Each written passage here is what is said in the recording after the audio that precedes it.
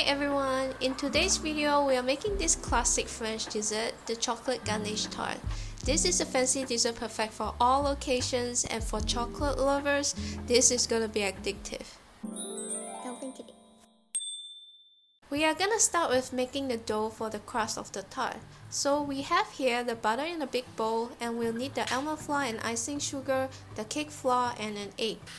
First, we'll need to soften the butter by whisking it in a big bowl.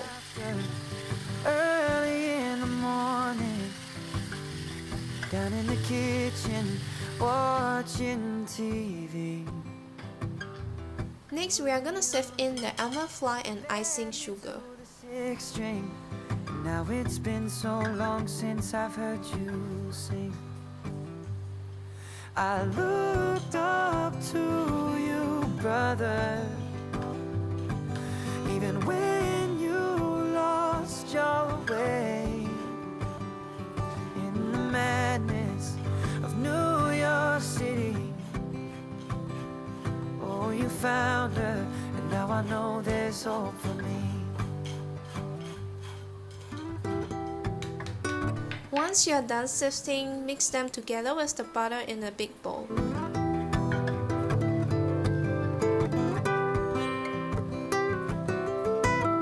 You told me the story of how you met each other.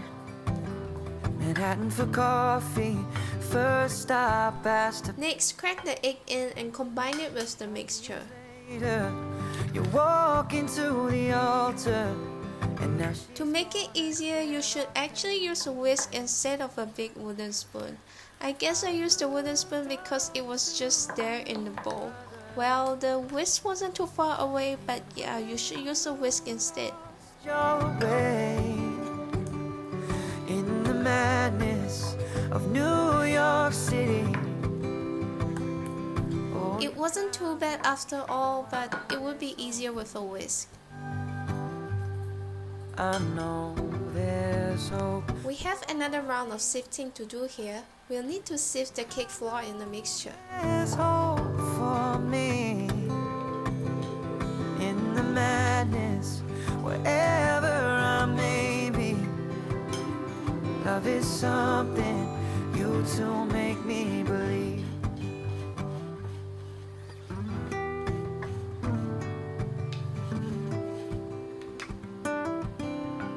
Once you are done, combine the cake flour with the mixture. I do think it's easier this time to use a wooden spoon, as the mixture is gonna get sticky and it will be easier with the spoon or your hands. But I don't want to dirty my hands, so I'm gonna stick with the wooden spoon. She was all that you need.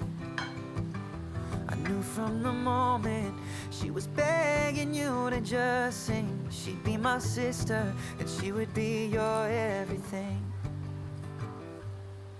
I looked up to you. Once you have the dough ready, prepare a piece of cling wrap and wrap up the dough with it. Lost your way in the madness of New York City.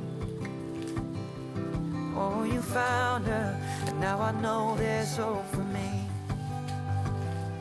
Yeah, you found her, and now I know there's hope for me. Chill the dough in the refrigerator for about 20 to 30 minutes. Next, we'll need to prepare a circular piece of baking paper that fits on the tart mold, and I'm gonna show you a crafty little trick here to get that. So these are the things we'll need: the tart mold, of course, a piece of baking paper, a pencil, and a pair of scissors. So the first step is to fold the baking paper into half and fold it in another half again. Then take the tart mold, turn it to the base, and point the corner with the folded sides slightly off the center of the tart mold. With the pencil, trace it on the baking paper along the tart mold. The last step is to cut along the trace line.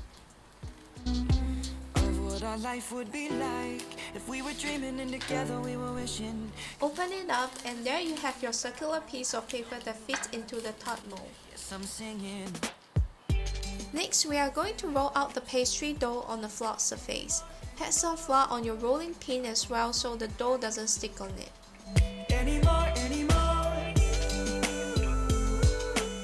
Let's run it back and kick it like we used to. Or call me back and tell me something new.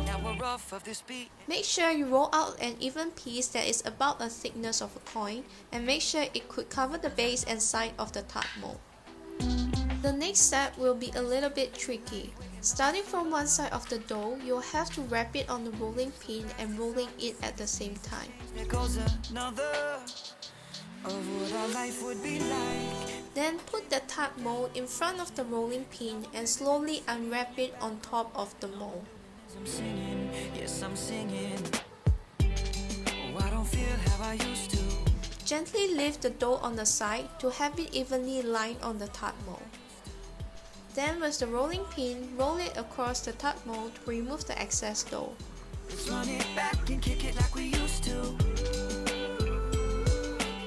Or call me back and tell me something new. Gently tap on the sides if you find uneven areas. I don't hear from you like I used to.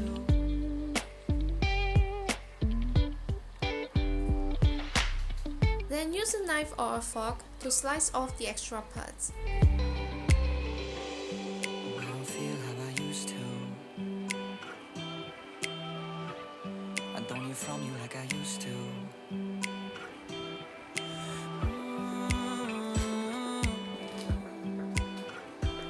Next, we'll have to prick the base with the fork. I don't feel like I used to. Oh, I don't feel how I used to. I don't feel anymore. Before we put it in the oven, line the baking paper that was prepared earlier on the pastry and fill it with stones, marbles, or baking bits. Back and kick it like we used to. So call me back and tell me something new.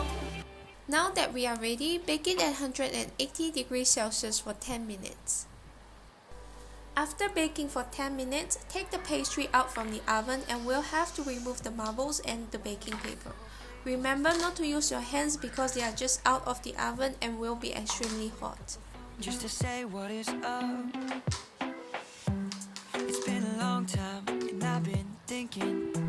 After you are done, put it back in the oven again and bake it at 180 degrees Celsius for another 10 minutes or until golden brown. Little children. Next, we are going to prepare the chocolate ganache filling for the tart.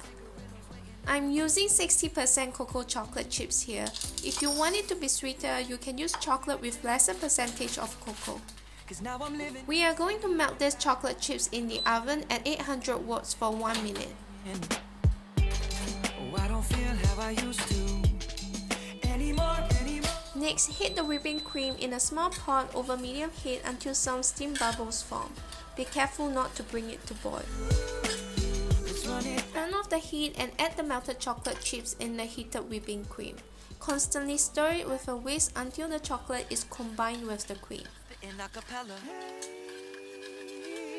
Back in the day in school with you fools when I was younger. We never skipped class, we were living life waiting on the summer. Now we live so fast, it's hard to see the seasons change. There goes another. The last step is to put everything together. Pour the chocolate ganache over the baked crust and you can use a spatula to even the surface. And all I'm doing is I'm singing, yes I'm singing. Oh, I don't feel how I used to anymore. I don't hear from you like I used to anymore. This is optional, but you can top over some fruits and nuts to make it look finished. Pistachio goes very well with chocolate, and I'm also going to put some sliced raspberry.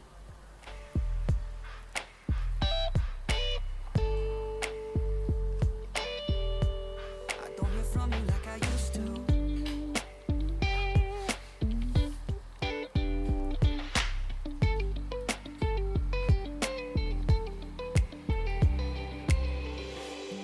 I don't feel how I used to.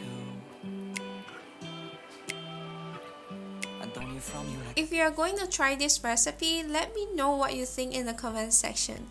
Thanks for watching, and if you enjoyed this video, please give it a thumbs up, share and subscribe. See you in my next video.